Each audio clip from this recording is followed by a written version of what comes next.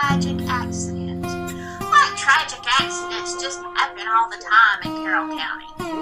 I'm just saying. It's a very, very unlucky place to live.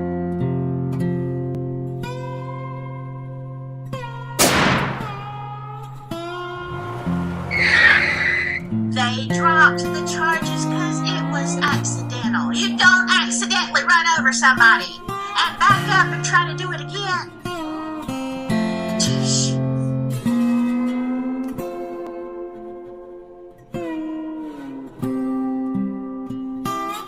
Let's start from the beginning as investigative reporters, right? So you would ask the questions who, what, where, when, and why. Should be easy, right? Of course it is.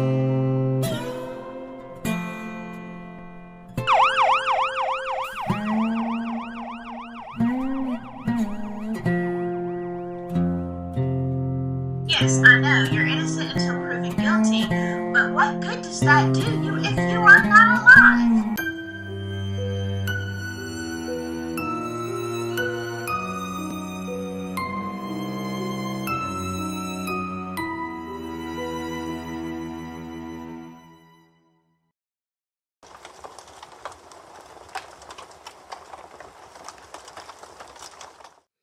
Well, hello, my silky friends. Yeah, I gave you no notice. I know other people are covering this. Actually, I have had a really busy day and I wasn't planning. I don't have a thumbnail, I don't have anything. All right. I've been following this case and, I work a lot, so I can't cover every case, but, I did a live with CJ earlier today, and then I was doing a video for my other channel. Just got done, stupidly, uh, opened social media and saw this story and some updates. And I don't know, I've never done this way. We're going to play some of the news reports. I know CJ does this all the time. I don't know. He has music in the background, but I might get struck for this video. Who knows? But I'm trying to make it as different. So if I stop and pause in the videos, that's why. Um, Hello, Samantha. Good to see you. So yeah, a lot of people are going to catch this on the replay. That is fine. Hello, D Marie. Let me go back to Samantha, who says, "I'm here for it, Silky. I've been crying over this baby for 3 days now." Yeah, yeah. Uh, this was one case that, I mean, I'm just gonna be honest with you. It hits a little close to home for me. So, and my equipment's going in and out, so yeah, it is what it is. But I wanted to talk about, maybe for somebody who does, you know, watch the replay. I wanted to talk about this case because it's horrifying, and I'm not here for that. My point tonight is really going to be about the signs, and do we really know who's around us? um I can get on my high horse on this, and I'm gonna try not to, but this case disturbs me so much. And I know everything, my lighting is weird because I was doing ghost stories, but this one disturbs me because it's very preventable. And you know I've been a single parent for 12 years now. And I was very conscious of when when my I divorced her husband, her father. Jeez, it's been a long day. uh, I made it a point to not be one of those women that have to have a man, that have to, yes, it's great to have help. My boys were older, but my daughter was 5 at the time, and I didn't want what happens with a lot of, because I listen to a lot of sad stories and sad cases. And it usually starts with, there was, a parade of men. My mama always had a boyfriend, different men here in and out and whatever. So I really made it a point to myself. I promised to myself that that would never happen, and I would not have any men around my children, which I haven't. I think there was one person that met my daughter, and that was a brief relationship. Like, never, just he came over and we watched cartoons, honestly, one time, and then, that was it. But, yeah, there are so many things. And when I saw, I'm just going to be honest with you, when I saw the first interview with the mom, and I know they've played it over and over. You've seen it where the mom is talking and the boyfriend's in the back and he's like cracking his knuckles and he's looking all, you know, and a lot of people were commenting on that, and that certainly was an issue. It certainly was a big sus cake. But the thing of it is, and I know I've said this over and over, people grieve differently, but there was something in this mom's manner and voice that made me think that she wasn't shocked. Um, or really, I don't want to say sad because I can't judge that. Something was off. And I think that the police probably saw that as well. I've heard that the actual, I guess, interview with him or whatever was horrific. The details were horrific. I've not looked for him. I looked for him once and I couldn't find anything. And then I didn't look that hard, to be honest with you, because I don't know if my heart can stand that. And that there's a lot of reasons for that.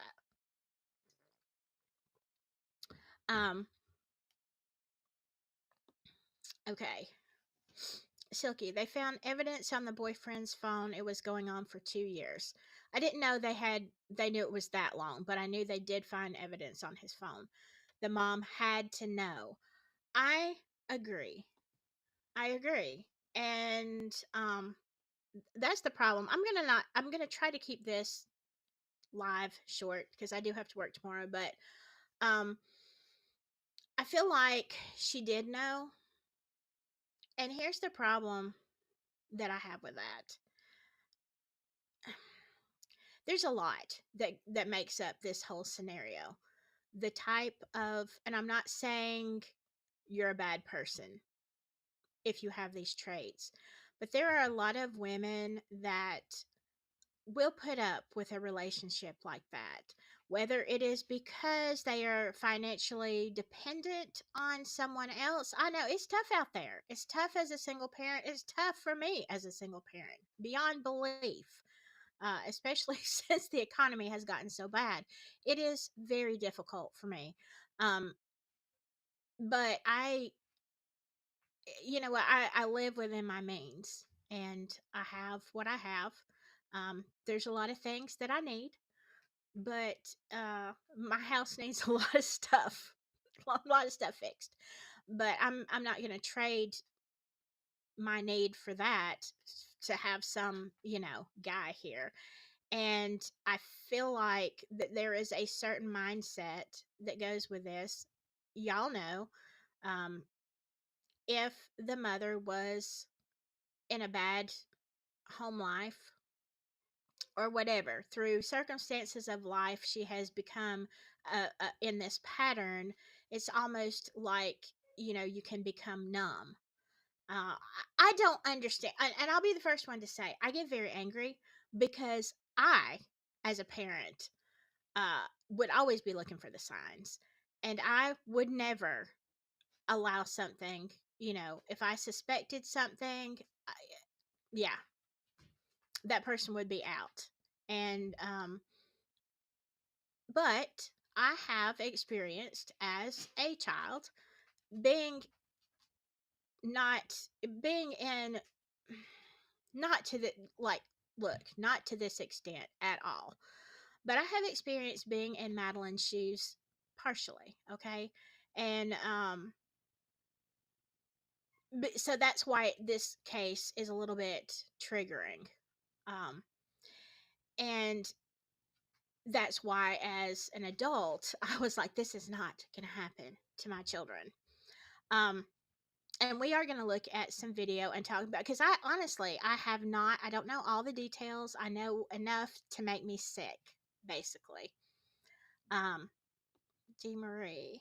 I think they found out more information on mom. That's why they haven't charged. Yeah, that's the thing. And now there's stuff about the sheriff. Like, look, we're going to watch all of this. Um, she should be charged with accessory to the fact and sentenced as if she did the deed. I agree.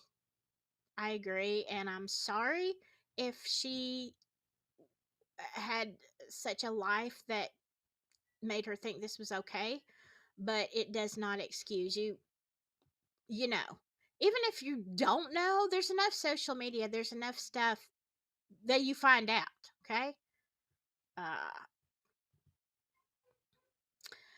Samantha, it's tough being an old grandma too, but if someone that can't protect their child hands me a child, I will figure it out again and raise and protect that child, no questions. Yes, yes, uh, absolutely. Sorry, my animals are going nuts in here, but it is what it is. I'm gonna try.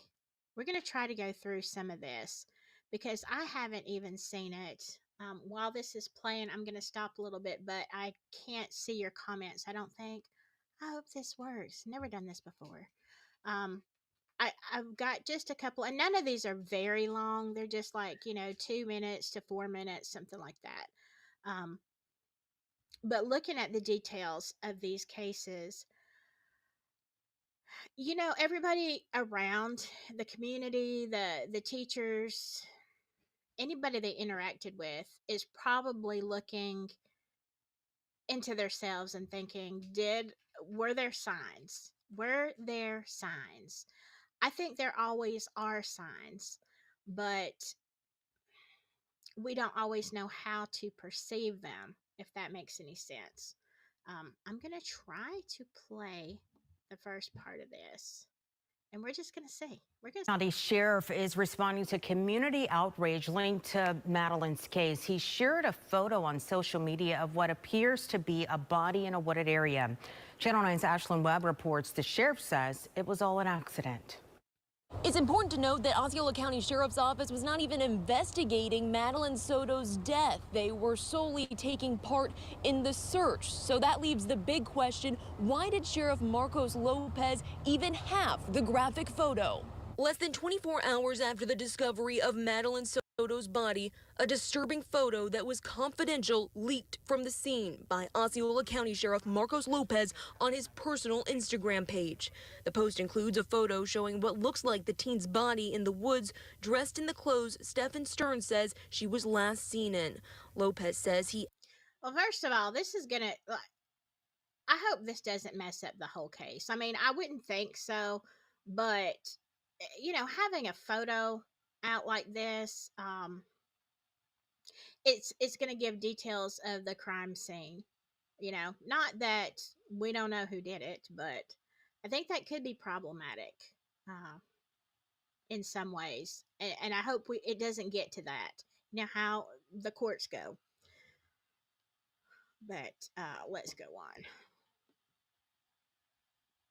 Accidentally posted the image while trying to share a post of him visiting senior citizens. Then Osceola Sheriff's Executive Director Nerva Rodriguez posted a selfie with suspect Stephen Stearns with a caption speaking about evil. All of those things are against the policies and procedures that they have outlined. Law enforcement expert Randy Nelson says this violates the sheriff's social media policy, which says it is explicitly prohibited to post information from an ongoing criminal investigation, including photographs, and says not to make statements about the guilt or innocence of any suspect. It makes you look at the leadership. I mean, that's all one can do. And once again, it goes back to transparency and accountability. Speaking of transparency, after multiple attempts to get more information, Osceola County Sheriff's Office would not say why the sheriff had the photo and who took the photo. They also Imagine would if we not say had if Rodriguez was under transparency in Delphi. investigation. We also ask if the sheriff has personally apologized to Madeline Soto's family.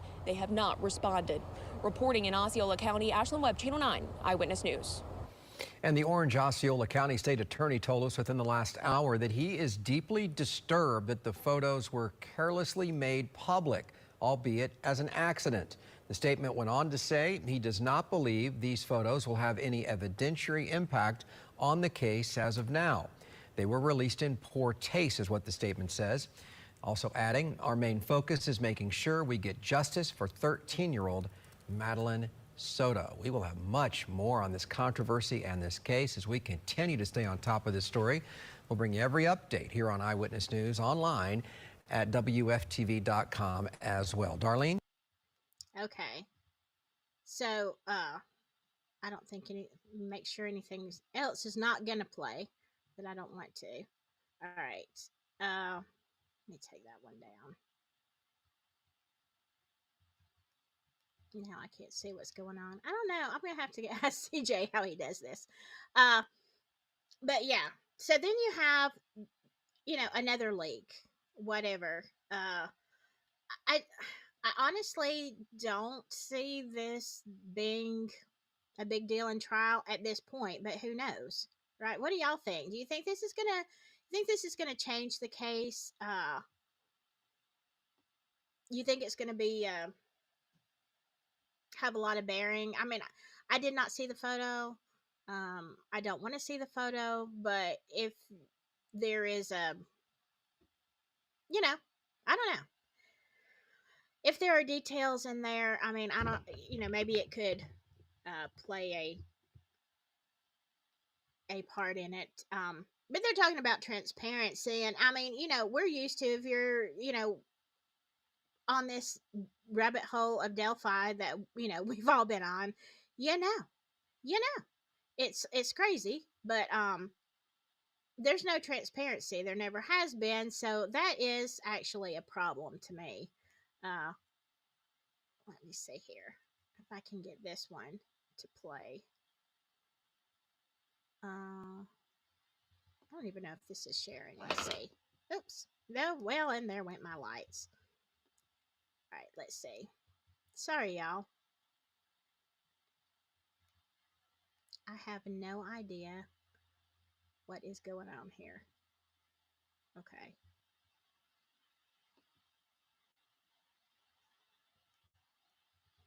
All right, let me stop this. All right.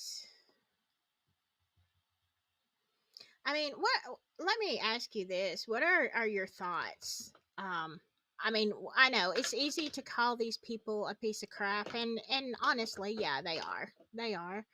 Um, do you think I guess I want to know, what are your thoughts? Do you think this could have been prevented? Do you think anybody else knew, suspected?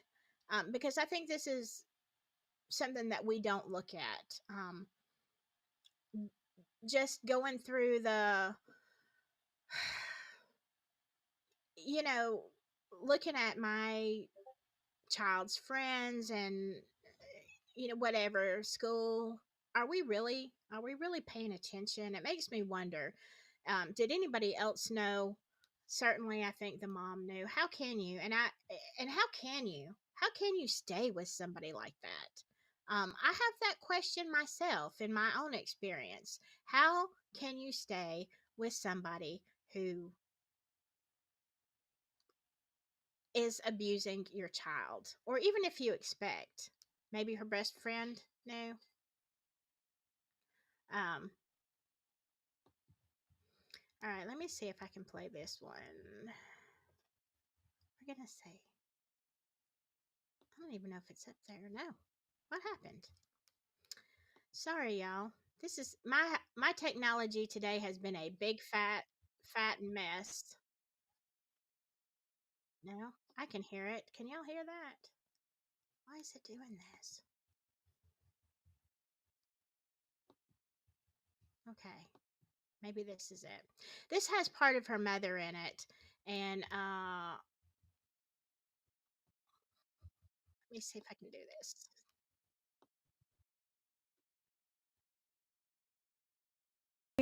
And how the story Madeline's mother provided law enforcement doesn't line up with what investigators know. We spoke one-on-one with Jennifer Soto last Tuesday. Good afternoon. I'm Darlene Jones. And I'm Greg Wormuth. At that point, her daughter Madeline had been missing for one day. She told us that Stephen Stearns, her boyfriend and now the prime suspect in Madeline's death, had taken the teenager to school. She said the last conversation she had with the 13-year-old was the night before. But this report we got a hold of today shows she told deputies she saw her daughter the morning of her disappearance. Channel 9 investigative reporter Shannon Butler has been digging into the details of this case. She joins us live in studio. And Shannon, that's not the only thing you noticed in this new report. Greg, no one has been charged in Madeline Soto's death, but we do know investigators are looking into who knew what and when. And some of that means looking at those initial interviews of the couple and the ones later on. Sources tell me the statements about the timeline are not consistent. Jennifer Soto told us last week that the last conversation she had with her daughter was about her 13th birthday party the night before Maddie disappeared. I told her goodnight, and yeah, that was it. But I mean, do y'all see what I'm saying here, though? Let me stop this for just a second, because again, I can't tell somebody how to grieve, but if it were me on there, or most people I know, and you're talking about, an event, a tragedy like this, her 13th birthday, I mean, wouldn't you be torn up? Wouldn't you, as a mother? Sometimes men don't as much, but then you look at, I don't know, to me, everything about her mannerisms. And when I was on CJ's a few days ago, Friday, when they actually found Madeline's body, we were talking about it, and I started to say it because they had only arrested, the boyfriend, the whatever husband, I don't know what he is, boyfriend, I think. But when he was playing part of the video, I don't, it did not sit right with me. All right. And I started to say it, and then, I try to be, I try to keep my opinions middle of the road most of the time, and especially on somebody else's program. I'm not going to take that in a direction. But when I looked at that and I saw the mannerisms and the lack of emotion, it's just like, it's like she's recounting to me. This is just my opinion. All right. You can hate it if you want, but in my opinion, the way that she's recounting and recalling this is as if you were going through your day. Well, yeah, we had the party, and, whatever, we went to Walmart. There's like no, and maybe I don't know. Could you say in a situation, if you suddenly lose a child, you're in shock? Yeah, of course you could. And some people do react that way. But in a case where there is such abuse, I mean, and then we've seen the other spectrum. Okay. I've seen the other spectrum where they say, like Susan Smith. Remember that? Like, long, that was such an old case, but that was in one of the Carolinas. And, she is in a car. She drives the car off a ramp into the water. Her two young sons are strapped in the back seat. And she goes running to the police saying that a bushy haired man, basically carjacked her. And, as they find out, and of course there wasn't like there wasn't cameras everywhere back in those days. It was, I want to tell you, it was in the 80s. But she got on TV and she was wailing, but even then, I was watching this and I'm like, that dad, now they were divorced, but I thought that dad is really grieving. Like, he's really upset. But her, I'm like, even though she was wailing and all this stuff, it just, something didn't sit right with me. I'm like, I think this is too much acting. In this case, it's not enough, but I don't know. Maybe it's yes, you're right, Dee Marie. It was inconsistent. Her story was inconsistent, and I don't know, just not believable to me. Is it me? Is it just my internal BS meter that goes off? Because that happens a lot. And, but that feeling in your gut that something is off here. Let's see, Samantha, what are you saying? The egg donor first stated with the egg donor first stated we dropped her off for school. Yeah, she was either in on it or covering for her boyfriend. Yeah, and that's what some of this is that I'm gonna go through, and I'm kind of catching up too. I know the highlights. We have, as a whole, have got to find something to stop all of this abuse and child red rumming. Yes, it's it's a pandemic on a worldwide scale, worse than COVID, worse than anything that we know about substances, even, because I know when we think about this kind of stuff, we're thinking about the trafficking of substances.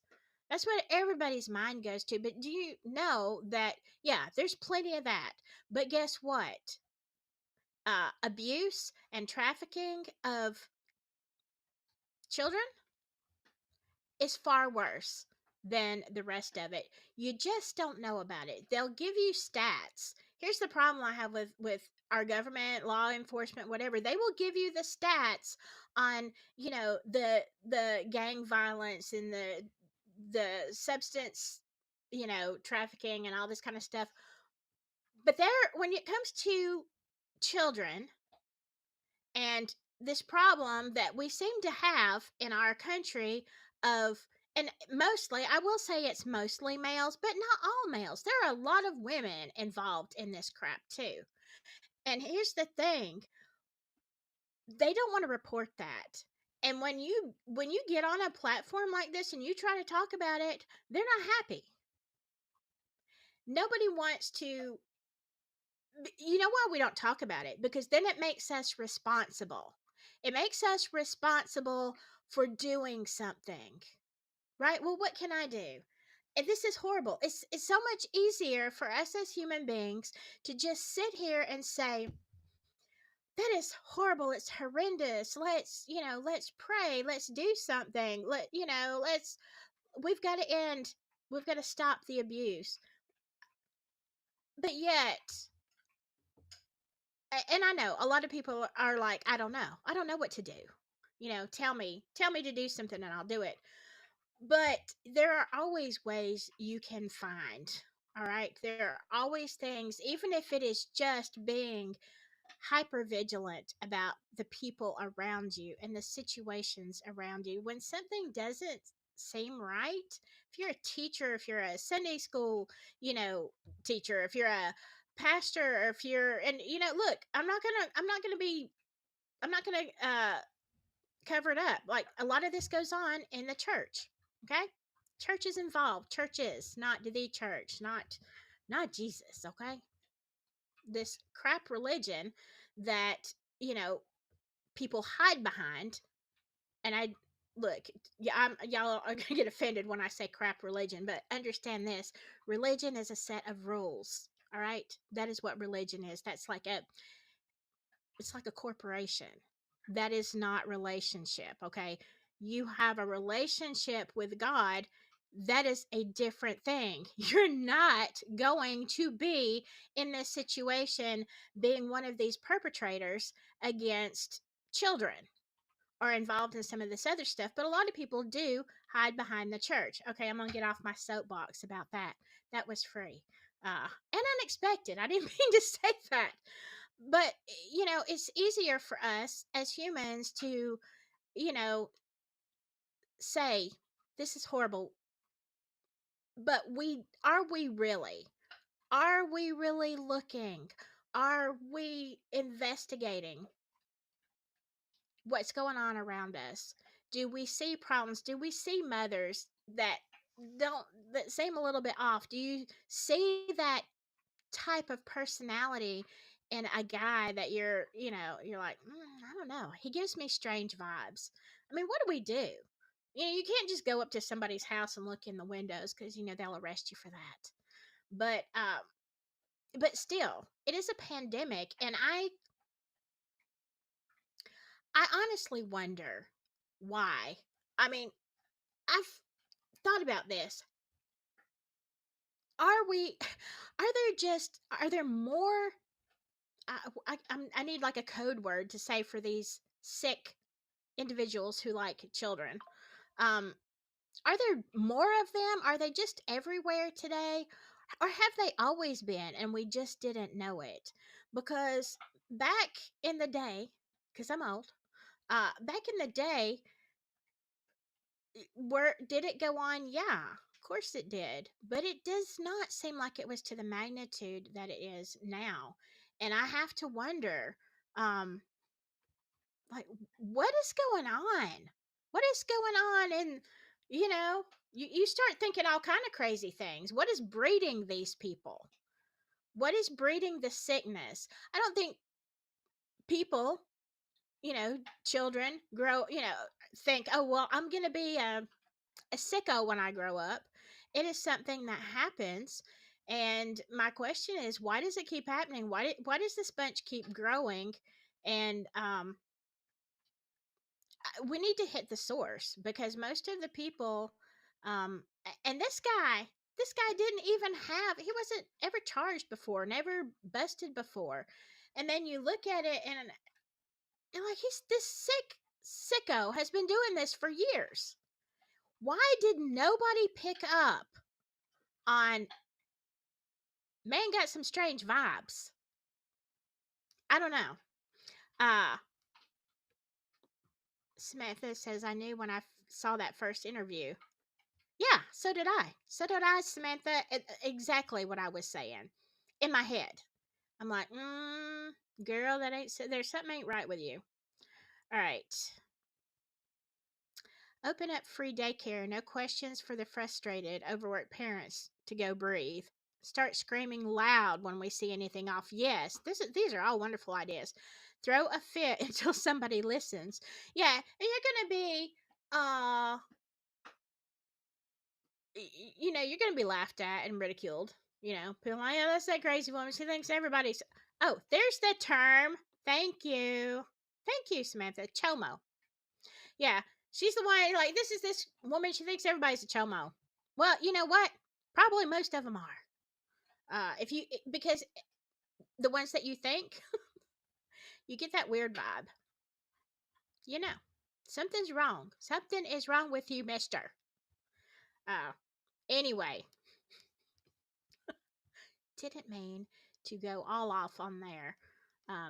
This is only a few minutes. This is like 3 more minutes. I'm gonna play this. According to documents, Sunday night was not the last time Soto saw Maddie. New documents show that Maddie's mom told deputies on February 26th that she saw her daughter getting dressed for school at 8 o'clock that morning, and that her boyfriend then took the teen to school. But since that initial report was taken, we learned from the Orange County Sheriff that Maddie was likely dead earlier than that. Oh, that makes me sad. Our detectives have determined that Madeline was never dropped off. Instead, we believe she was already dead at the time, and that Stephen Stearns moved her body in the early morning hours on that day. Channel 9 has been going through statements from Stephen Stearns and Soto, trying to piece together what happened in the last few hours of the little girl's life, starting with our interview of the couple. Her mom told us last week. We dropped her off at school, close to school. She wanted to walk the rest of the way. But in that same interview, then said, I wasn't the one who took her to school in the morning. That was my partner. But yeah. Detectives believe Maddie was likely dead early Monday morning because a video timeline shows Maddie's belongings being dumped in a dump. I'm just going to tell you this, but in my opinion, that little bit of choking up was fear. I know what happened, and oh my God, are we going to get caught? This is horrible. Now this has gone too far. That, in my opinion, that's the way I read that. dumpster at 7:35 by Stearns. At 8:19, Sheriff Mina said video shows Maddie in Stearns' vehicle believed to be deceased. Since then, the case has moved to Kissimmee Police, and sources tell us that Soto has been interviewed multiple times by detectives at 2 agencies, and that they are looking closely at all the statements she's made. You know, I can't with this woman. She knows this has been going on for 2 years. I don't know if she physically saw it, but you've got to know. You've got to be dumber than a bag of hammers if you don't feel weird vibes and you don't know your child well enough to see that something is upsetting them. I don't believe it. And then knowing this and knowing the whole situation, knowing they're lying about the whole dropping off thing, so she already knows. At this point, she already knows that her child has passed away and she got her hands on him. Like, what the heck? What is wrong with somebody's brain? Or are you just covering for him? Oh yeah, we're going to present as the concerned parents because we know that we're responsible. I mean, I can't even with this. This is disgusting. It's infuriating. Obviously for me it's triggering, but there is no way that I could put my hand on the back of somebody who was abusing, especially in that way, my child. Not gonna happen. But officially, Kissimmee Police won't comment. So this initial report also shows that Stearns told investigators that after Maddie got out of his car, she stopped to look in that book bag before he drove away. That same book bag was found actually in the dumpster. After her death, he then said he went home for about an hour after going to the vape store and running errands. He was home that day until 2:30. Detectives say a tip showed him changing a flat tire not far from where the little girl's body was found that afternoon. All right, Shannon, it is starting to piece together. Thank you. We also spoke to suspect Stephen Stearns before he was arrested. He also told us he dropped off Madeline for school the morning of her disappearance. She was asleep for most of the way. Told her have a good day at school when she got out. I love her. She said thanks, love you too. No, she didn't. She probably didn't. That's my commentary. She probably was thinking, you sicko. Or maybe she said it because she had to, because would she get in trouble if she didn't, you know. What was that? Again, law enforcement. Okay, you see that look, that sincere, and maybe it's just me. I'm jaded. I know I'm jaded because of where I work and what I do. But okay, so apparently my computer is having problems, so this might be a little sketchy. But that face, those tears, I see this every day from inmates who are guilty as homemade sin. But they will lie and they will cry and they will tell you I didn't do it when you most clearly did do it. Most clearly. It ain't a Delphi situation. Like, we don't really know what happened. There's no question. And so I see somebody like this and I just get so furious. Hello, SM. Yeah. So I'll go on. I'll quit stopping this, but dang. Is it triggering to me? Police Stearns never drove Madeline to school and that she was already dead that morning. Greg, also breaking this afternoon, the state attorney's office says it's asking the Florida Department of Law Enforcement to investigate how and why a photo that appeared to be a body in the woods was posted to the Osceola County Sheriff's personal Instagram page. The photo was posted less than 24 hours after investigators found Madeline Soto's body. Okay, so we know about Sheriff this. Marco. I'm going to stop this because we know about this.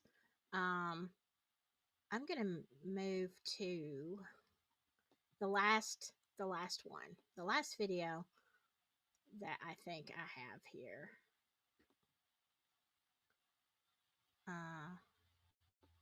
Let me pull this one up. Yeah, it's beyond infuriating. Oh no, I think this might be the same one. Maybe I just did. Yeah, yeah. Okay, never mind. Never mind. Let me go back to here. Anyway, just talking about the inconsistencies, and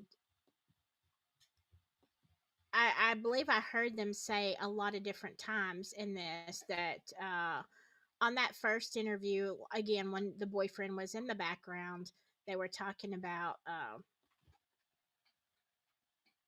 you know, basically he was fidgety. Uh, and that, isn't that the case though? When something like this happens, again, I am not casting stones, but what I am saying is when you have the case of a child who is unalived, the stats are ridiculously high that it is someone, a family member, or someone extremely close to the family. So when you go and you put, now do sometimes, yes, sometimes random people go and they're sickos and they go and they grab somebody, but you have to look and you have to consider that in every case. And that's why a lot of times when I'm covering something else, I cannot rule it out. I can't say, I mean, just take Delphi. I can't say they're guilty. I can't say it's a family member, but you can't rule it out completely until you have the whole story, because the statistics show that there is somebody, maybe not mom or dad, but somebody, a close friend, a relative, somebody, uh, is most likely the perpetrator. So, uh, I don't know.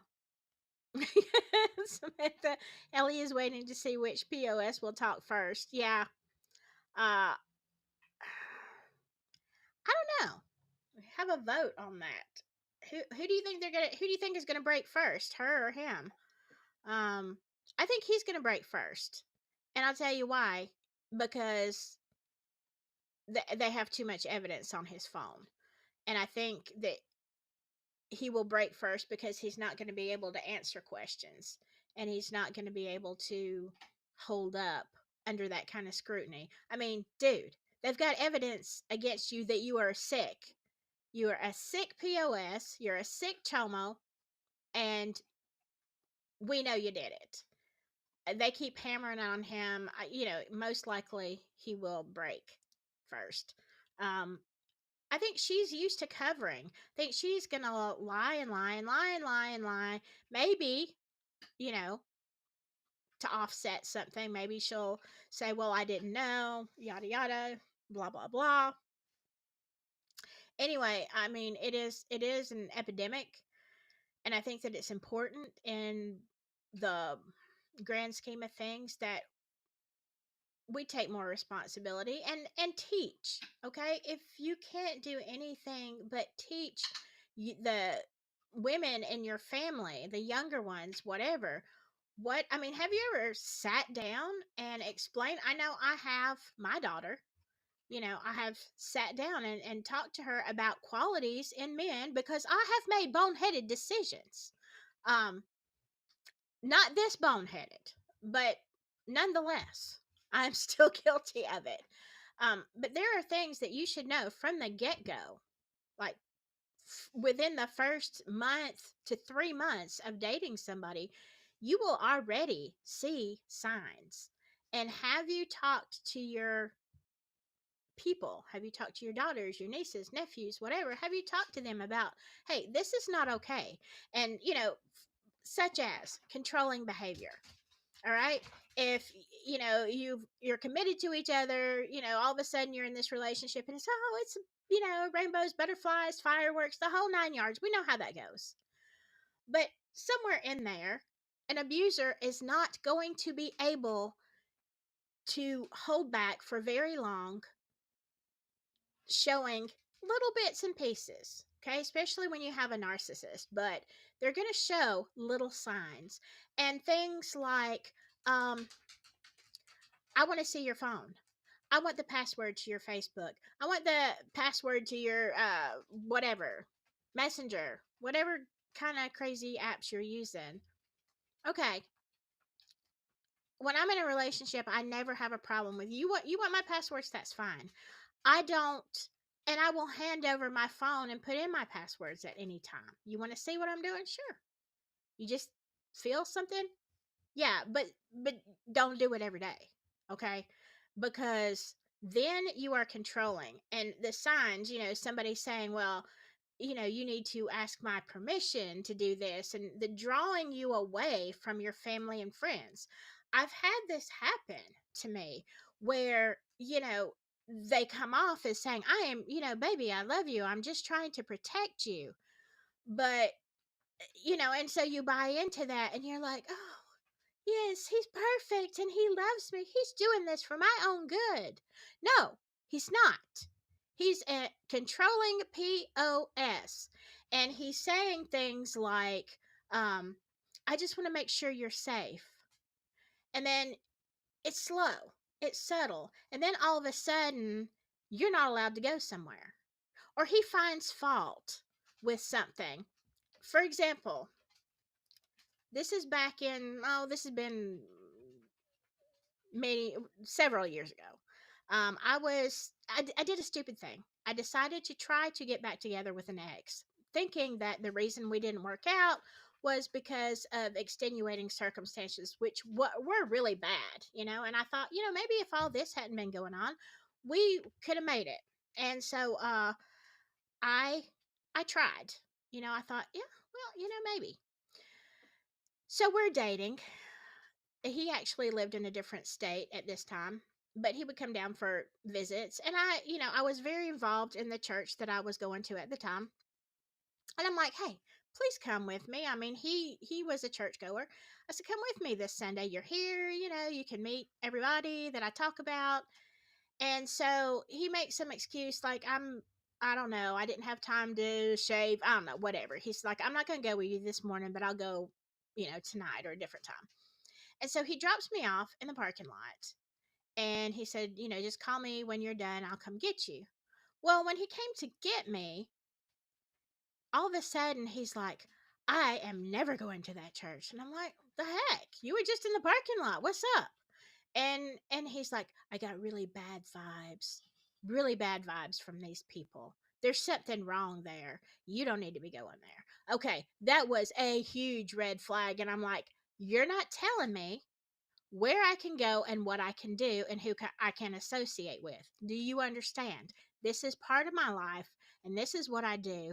Get over it. Come with me, don't come with me. I don't care. But this is what I'm doing. But when we're younger women, we lack that. I don't know. A lot of times we lack that strength to see these signs in the very beginning and nip them in the bud. Because I'm going to tell you what's going to happen. You're going to fight, and you're going to break up, and hopefully he will stay the heck away from you. When you see these kind of signs early, then they're grooming you. They're grooming you as well as your children that they intend on abusing. Now, whether they're ever going to be a chomo may not be part of it, but when you see the grooming going on and you see this kind of stuff, even if you don't find crazy stuff on their computer or on their phone that's horrendous, there are other signs, and these are the things that we need to, as women, as humans, as part of the village, we need to be instilling these things in our daughters and even our sons. Look, because a male can be abused as well. I've seen a lot of that. It's like, when you see this manipulation, look, manipulation is not okay for males or females. So if you're a female manipulating somebody, shame on you. Shame on you. Get enough about yourself so you can take care of yourself. You don't need to manipulate anybody. What's wrong with you? Stop it. I crack myself up sometimes. Let's see. They just need to put both of them in a room with all of us moms and grandmas and assorted tools and let nature happen. Yeah. Yeah, make sure there ain't no cameras in that room. That's all I'm saying. Let's see. Well, she's caught lying. Well, yeah, we do know that. So she might break first to help herself. She might. It's not impossible. I do think though, SM, based on the kind of person that usually attracts these kind of and stays and stands behind these kind of people, that she's less likely that something in her will drive her to cover for him, because that's how these people get away with it, as they pick women that they can control, you know. um if she can, I mean, I can't really say kudos to you because you let this happen, but you know, it would be a step in the right direction if she did. um Yes, very good point, SM. Who does her laundry? The mom must have saw or found something. I think she knew. I think you look, if you're a female, especially. Now some men are very, very intuitive, but not many. Okay? They're a rare breed. Um Female, we're born with that intuition. It's kind of like these women that say, you know, I've heard it and I'm sure you've heard it a thousand times, like I had this feeling. I just started having these thoughts that might maybe is my husband cheating on me. I just felt weird. Was having these thoughts, sweetheart. You're having those thoughts because that's your gut telling you something ain't right. He's either cheating or he's fixing to. Uh, that's a southern term. We're fixing to do a lot of stuff, but you know, if you have these thoughts and it's not just from a place of fear, you know, everything's going good, it's lovely, relationship normal, and then you just start wondering, you know, well, what about this? Why did he come in late that night? You know, and it's not a normal thing. It's your gut. And I think that every woman has that. And I certainly think that Madeline Soto's mother had it. Um, should she have seen something in the laundry? Yeah, you would think. You would think.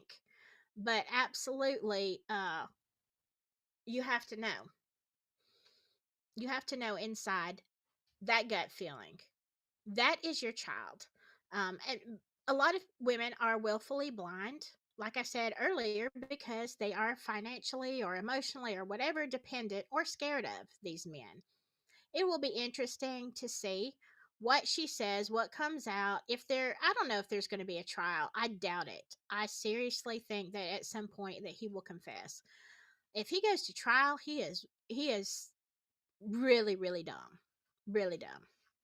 Unless, with one disclaimer, unless the DP is on the table, then a lot of times they want to go to trial just because they don't want that judgment of DP, and they'd rather have life. Or sometimes it's like, no, I'm going to go to trial, but it's a plea bargain.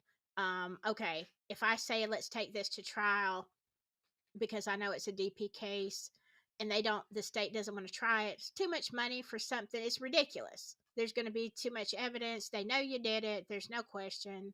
Um, you're not going to get out of it. And you know you're not going to get out of it. But that is the only reason that sometimes people will say no trial. And then they'll just plea bargain for life in prison without parole. But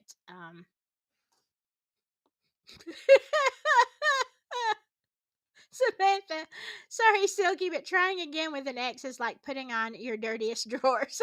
Oh God, that is horrific. But you are so right, and I did find that out pretty quickly. I did. I was like, yeah, you know what? You're an X for a reason. And he still reaches out to me on Facebook and tries to message me, and I'm like, no. You know, something like, I know you're probably not going to answer me, but yeah, you were right, buddy. I'm not going to answer you. Not happening. Ignore. Block. Ah, your dirtiest yours. Very accurate though. He'll never change, but they never do. You're right. There is. I don't even know if there's any kind of percentage of people who have this. It's a mental illness to find children attractive. Okay, it's a very serious mental illness, and I don't know if I don't know what my dog's doing over here. I, it's really not curable. There's not a pill for that. It is a serious messed up thing. And sometimes I've heard people, say they have changed. I'm gonna say God could do anything, but that's a tough one. That's a tough one. Um, yeah, talk to your grandchildren first. Right. Absolutely. You have to, I used to think it was just so crazy, all the things that said you have to love yourself first before anybody else. It is so true. It is so true. To have a healthy relationship, you have to love yourself and be self aware, okay? Not just love yourself, but love yourself enough that you refuse to be treated badly. And love yourself enough to know your weaknesses, work on them, but have some standards. Like, look, being alone is not the worst thing that can happen to you. This right here, this is right up here with the worst thing that can happen to you. Um, let's see, cameras so that any more pieces of crap know what's coming. Yeah, yeah. Linda's case, I'm not sure what I've encountered here. Yeah, this is the case of Madeline Soto, and now her, she was missing, the 13-year-old. She had a birthday party, I guess, or they say she did the day before. She goes to school, doesn't come home. Now the boyfriend who was living there is arrested, and the mother. Uh, and they found on his phone evidence that he had been abusing her in the worst way for 2 years. And we're talking about, how did the mom not know? Of course she knew. Of course she knew. Yeah. So I mean, I'm not gonna stay on here much longer. I just wanted to say something about Madeline because this case bothers me, but mostly I wanted to remind you because I know what kind of people that you are.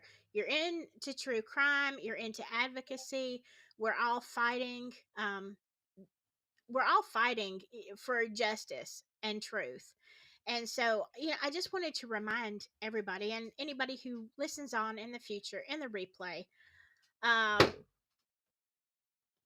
that I'm clumsy, and also that this is a problem, but it starts with you. It starts with me. It starts with being healthy ourselves, okay? Because if you're not healthy, you're not going to be able to tell your granddaughter or your daughter or your niece, whatever, the signs to watch out.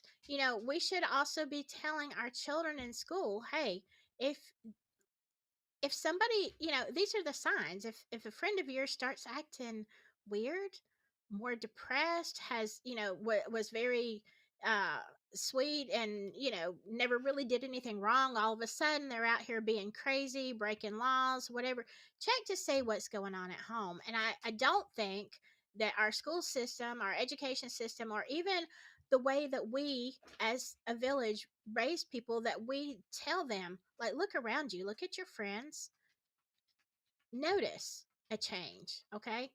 Maybe you are putting their depression off on, some event that happened, but is that really the truth?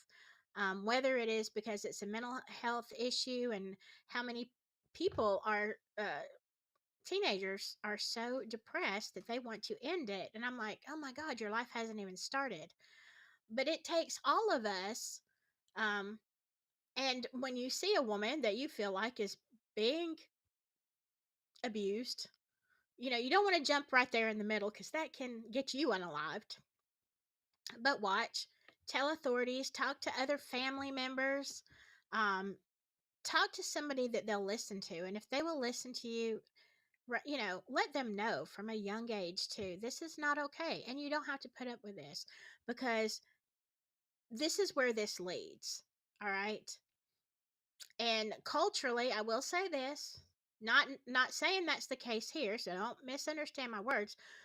But in some cultures, I didn't know this till a few years ago, it is normal for men to be chomos. That was horrifying to me. The women are subservient in a lot of these cultures, and they are, maybe they were abused when they were younger, but they are trained that you kind of just look the other way. No, you don't.